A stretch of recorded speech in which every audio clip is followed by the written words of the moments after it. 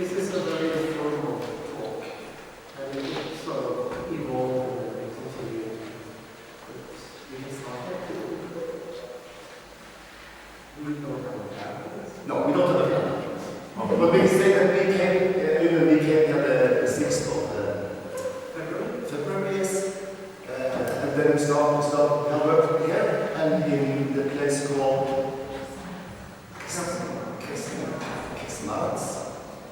just rehearsals. So we came down here without any knowing what to do. We don't have any theme or nothing politically or nothing emotional we want to say. Just see what comes. Yeah, we go into the studio and just start to improvise and see what comes. And when we are finished with 1 hour improvisation, we sit down and ask each other, do you remember what happened now? What did you like and what can we work with? What's interesting here? Yeah. And then we build it up every day. New improvisation and new material. And building a little piece. Yeah. So we made it in 40 days, and after 7 days, the musician group came down to us. We really needed some of them. Yeah. We have been working for a week. So they tried us and they improvised together with us. That was very good. So this is a piece, our piece. It's a work in progress made in 40 days. And we worked like this in 2011 also, in a different environment, and made a different performance in 2 weeks. And then we will meet again in April, May in Oslo, and work for 2 new weeks and make a new performance. And then next year, in 2014, we'll gather all the material and make a sort of, I don't know, production performance. Full length an hour. And then we will start to use our mind and analyze. Because that we haven't done now, honestly. We just have put together these things that are okay. So as you see, the things are not going floating so well, but that's because we just had 14 days on this. We also like to present the work to the audience, while it's completely fresh, not analyzed or, like we say, chewed and shipped out. It's fresh, and then that gives us something, and we hope it gives the audience something too. We have worked with, maybe we say we have worked with 2 different methods. I have worked with a method called the phenomenology of the body. It's Maurice French, Maurice Barology. Yes, Barology. This French philosopher who had written this book about the phenomenology of the body. Yes. Which is, I don't know if you're familiar with that. This is a book about the body's way of storing memories apart from the head. Yeah.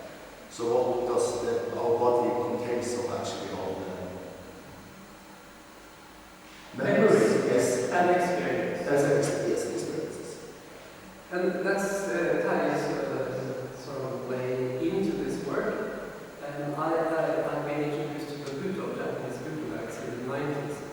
And it also worked with a memory, but it's not so personal, it goes back in the genetic history and the evolution. So it's the memory of a reptile or a flower or a tree or an animal, and also Japanese nature spirits or Norwegian nature spirits. But I mix it in my own approach. So the memory is a meeting point, but from different points of view. So if you have any questions or have anything you would like to say, Reaction. please. What were you actually remembering? Sorry? What were you actually remembering while you were doing this performance? Because you said that memory is what builds the whole thing inside of you. Yeah. My question is, what kind of memories were you living through while You know, I can't concrete say what I it, I'm sort of like I'm going to be my mind, I'm just thinking whether it's like, what kind of experience would you go to while? What kind of experience did I go through? While I was in voicing, you mean? Yes, initially I thought that you wanted to present yourself as somehow uncomfortable with the situation because you were. Yeah, because that just came out of an improvisation. That was just that day the body spoke to me and it sounds very far, but it was what happens that day. When I got into the studio, I started to work with the clothes. Or actually, I was just starting the day like this. I was just starting the day in the studio like this. And then it just developed. Was that the answer? Oh, it isn't kind of an answer. Yeah, it's the best I can give you, maybe. And then I just try to follow that idea that comes to me. I'm not censoring anything, just maybe it can be so stupid, it can be childish, or it can be ridiculous things, but out of that, when I go on for 30, 40 minutes, I go into another kind of state of mind.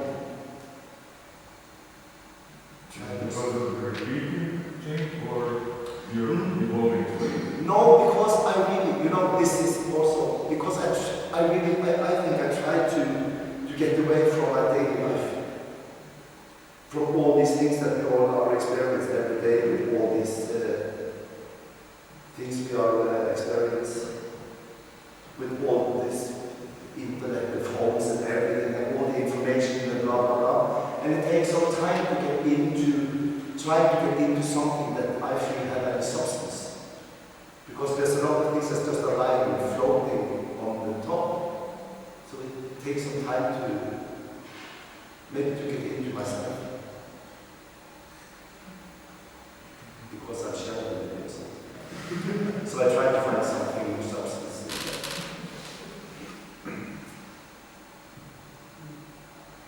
that. That was maybe okay, yeah.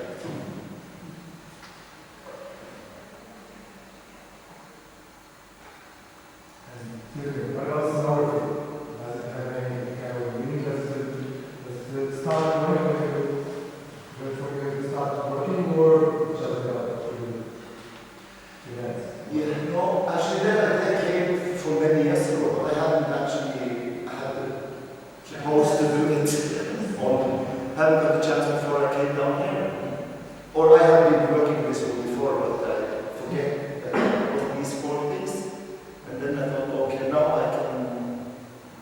can try out that thing. So, yes. Is it a goal? Is it some kind of memories or Yes. or what? Yes, tell me, what do you think? Because I don't know. I am as curious as you could actually, in a way, to all this. In a way, I can feel all that we have actually presented. For me, it's like a huge amount of memories and some experiences. We actually passed through it, but left the other guy behind. And he's struggling with that, and feel free to get on the other side. It seems like Yes. that's in the end, actually start all over again. And get started with something, and you get inside the box. And for me, it seemed like a story about I cannot live without other people, not alone. I need other men, and I need to interact with them. Yes. That's the nice way, I think. Yeah, it is nice. Yeah, but I think that's it. I'm curious if there is idea. If I see it in the right way, it's stupid to think that way. It's just art, and it doesn't have.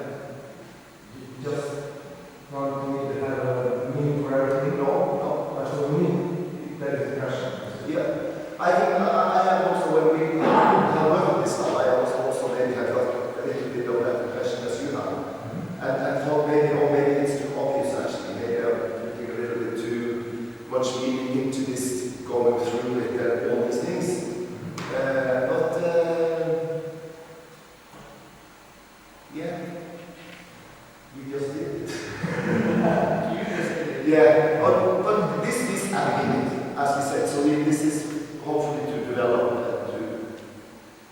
Because I actually don't like so very much when things get too obvious, because I put too much. Yeah. And we sort of we agreed upon that our work should be abstract. That's like a common ground we stand on, that we are not making a complete story. There might be stories or images within that, but it's abstract work. That can be one interpretation and another person can see something else. You know. For me, it's a playground. Yes, we have talked about it a bit like Inside. And we were thinking about maybe become just be very naive and stupid and maybe play a little bit. Yeah. Take off all the clothes in the end and just have fun. You never know what can happen. I have a question. For you, do you like to play with the sounds you personally create while you dance? Because you said earlier that you like the sound of the doors closing, and for several times you hit yourself in your chest and that produces the sound. Did you play a lot ever with the sound you create?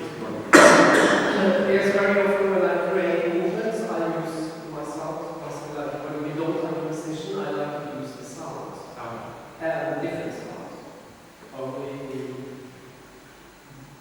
scary sounds, or light, crazy sounds. But then I take them away. As when I'm making movements, I can use the sounds, but sometimes I take them away. And now I'm working with Marianne, use voice and sound, so then, I try to.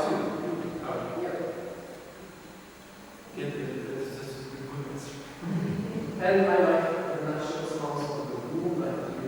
This room has a beautiful possibility for sounds. It was very stern to me, said I couldn't bang the door. Yeah. This is an old very you will destroy the world. No, I'm just concerned that you wouldn't have a door for a Yes. performance. But it has also been a new experience for us, because we did work together back in the 80s. the golden 80s in the end there, and then we have been away from each other professionally for many years. So it's interesting to work so very close, because we have very different forms and Different choreographers, and we have done very different type of dance. So it was an interesting meeting again when we met. Yeah. After all those years, being dancers for choreographers in the 80s. We are educated at the same school, at the State Ballet School in Oslo. Working there and then just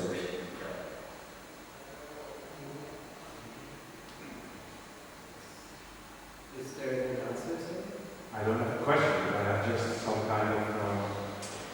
I was so much astonished about the way you are capable of being vulnerable.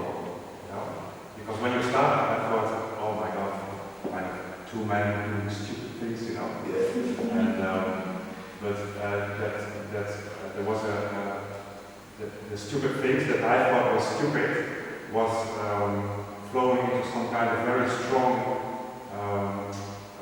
two very vulnerable people showing themselves so naked, and so my prejudice changed into kind of respect. And I like to notice that, it's this kind of, Vulnerable. yeah.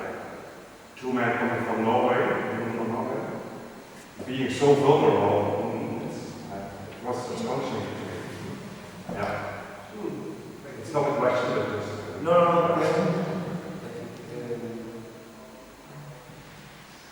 Yeah. But it's not. I think so. Yeah. Maybe it's too little of that. Good. Too little of that. Vulnerability Yeah. Maybe it's not enough. in the world we're living in. Yeah.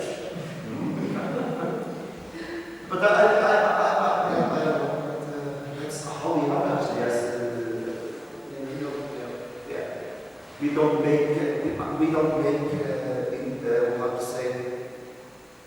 I'm not into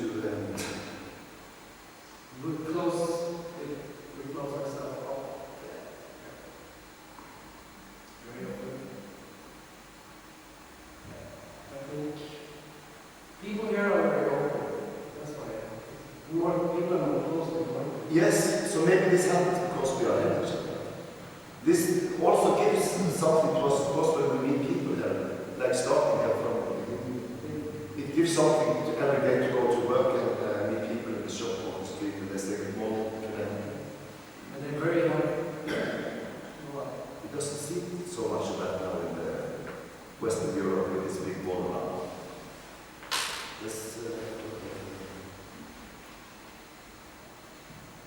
not nice. Like those things.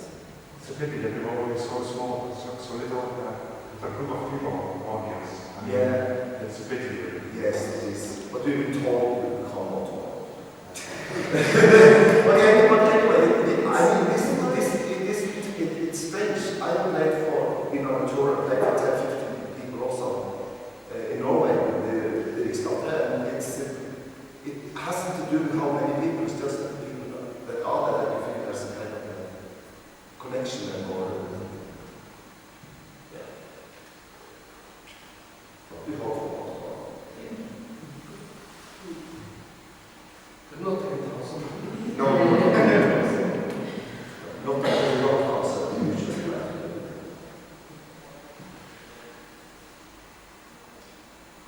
Is anyone working with theater and dance? Or art? No. That's also interesting. The The professional. Yes, these people will come tomorrow. People with glasses. And black dresses.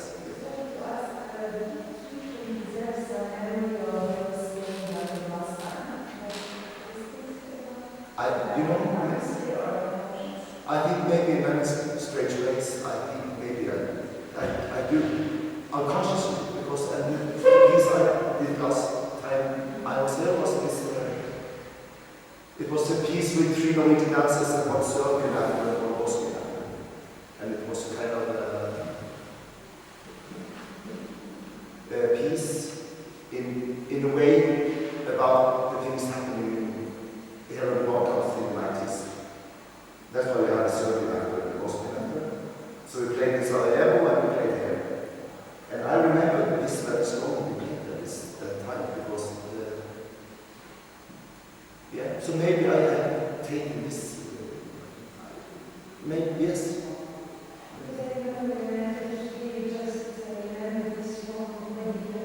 Yes.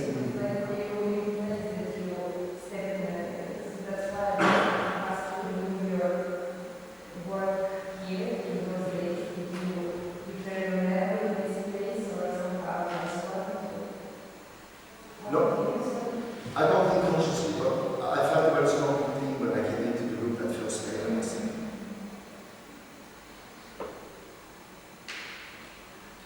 Because it was this thing I did in 2005, 2006 was a very strong project. Yes, it was a very emotional project to be in. Yeah, so yeah. Yes. No, I haven't. I think I could have done it 2 years ago just to be here alone because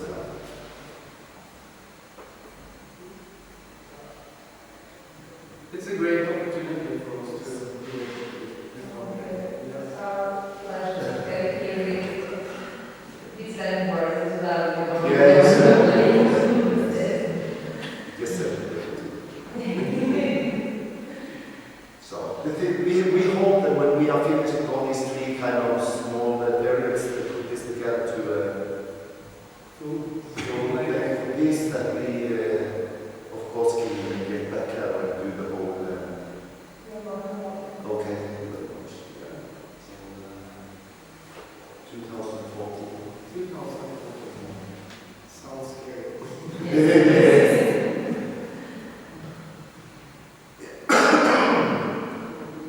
Well, thank you very much for coming.